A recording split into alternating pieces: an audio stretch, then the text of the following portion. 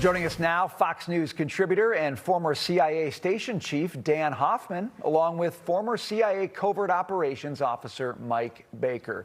Gentlemen, welcome to you both. Dan, I'll start with you. You know, we just a minute ago listened to Senate Minority Leader Chuck Schumer saying that the administration has no plan, no clarity, only chaos. I'm not an expert like you, but I look at what happened in Venezuela recently, and it looks like a ton of clarity and a big plan and complete order. Your reaction to what he said and what those lawmakers are hearing right now? Well, look, I think there's probably three things to be focused on. One is the price tag for this operation, ongoing price tag. The second one is the timeline, how we expect things to play out. And the third is the plan to which you referred. Some of that plan is going to be overt and visible to all of us. But I would just caution the viewers that a lot is happening behind the scenes. And so the administration, as you noted, will be briefing key influential members of Congress on some of those details that we don't want the public, that would mean our adversaries, to know about at this time. As far as the plan is concerned, I think the Trump administration has taken on board the lessons we learned from Iraq in particular, where we dissolved the Iraqi army and the Ba'ath Party, created the roots of a Sunni insurgency and the birth of al-Qaeda in Iraq. In this case, we're not doing that, and we're trying to negotiate a way forward with some of those who remain from Maduro's regime. And that at least is one thing that we can be sure of right now. But I think a lot of this is happening behind the scenes, engaging with influential Venezuelan officials behind the scenes, and the Congress will learn about it this evening. Mike, I want to come to you because we also heard from some Democratic lawmakers who are still rip-roaring, piping hot mad about the fact that we took Maduro into custody. And they're saying Congress should have been consulted first, should have given approval for all of this. And they're saying that they've got options, that essentially they could now withhold funding from the State Department or the Pentagon, as now we're trying to figure out a pathway forward. So, Mike, I'm wondering about this briefing that is happening right now to Democrats and Republicans.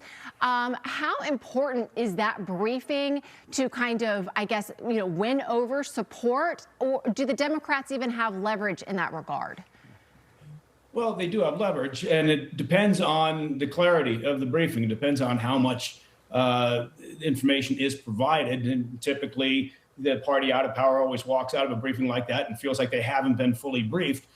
So we can expect some of that, and you can expect some of that criticism coming from the left, from the Democrats.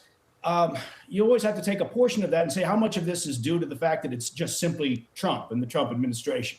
Right? I mean, Joe Biden railed against Trump in the past, saying that he liked thugs and criminals like Maduro, and that Joe Biden stands with the Venezuelan people and democracy, but nothing ever happened. I completely agree with my much better dressed former colleague Dan in that a lot of this is going to depend on what's happening behind the scenes, off the radar, and we don't know that, right? We're not privy to the backroom discussions that may have been taking place, because if that has happened and they've got some level of agreement, if they've been setting the table for this transition, right, then it can be a much more orderly effort. If that hasn't been happening, as the Democrats, I think, imagine that it's just chaos, then yes, by all means, it could get messy. Dan, I know you're an expert on Vladimir Putin, and so I think the Russian angle of this particularly, you'd have something to say. But more broadly speaking, you've got Iran, you've got China, you've got Russia. They're watching what's happening in Venezuela with great interest. They're going to respond somehow. What's your expectation there? Yeah, so first of all, a lot of Venezuela's oil and gas was going to Iran, also to Cuba.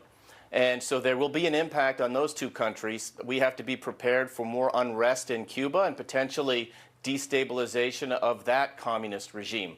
As far as what might be happening clandestinely, I fully expect that Russia and Iran, maybe China, Cuba, will be trying to do what they can to ensure that we're not successful in Venezuela. But they don't have the throw weight in our hemisphere that they enjoyed in the Middle East. To go back to my Iraq example, our enemies in Iraq enjoyed sanctuary in Syria and in Iran, and they used that against us.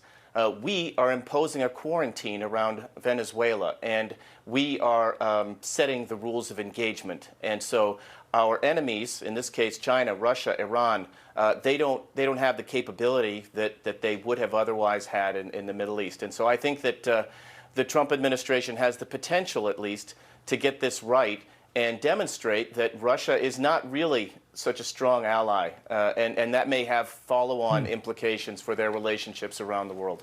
And Mike, it occurs to me that part of showing that that the U.S. is going to lead here goes back to what Dan initially said, which is the timeline. Right? Just today, we had the vice president of Venezuela sworn in as kind of a new de facto leader now, Delcy Rodriguez. What comes next in terms of this timeline, and how do you see how fast that next needs to come? Well, we should hope that it comes quickly. Right? The longer this drags out, with some indication that perhaps there wasn't a follow-on plan, that perhaps what we're seeing, instead of a transition to something that's stable and democratic and free for the Venezuelan people, if what we see instead is just a reshuffling of the key power brokers that have been benefiting from being part of the Maduro regime. They've been enriching themselves. They've been engaged heavily in sort of suppression and the stealing of the last election and all these years. Then things could get very difficult, right? The Venezuelan people, at this point, from what we're seeing, they're very elated, right? They're excited about this. But the reality may hit them pretty hard if it looks like suddenly people like Delcy Rodriguez and her brother Jorge and Cabello and Padrino, all these usual characters, if they're still in place months and months from now, then the Venezuelan people may look around and say, what happened? Dan Hoffman, Mike Baker, both well-dressed, both very insightful. Thank you guys for your time. We appreciate it.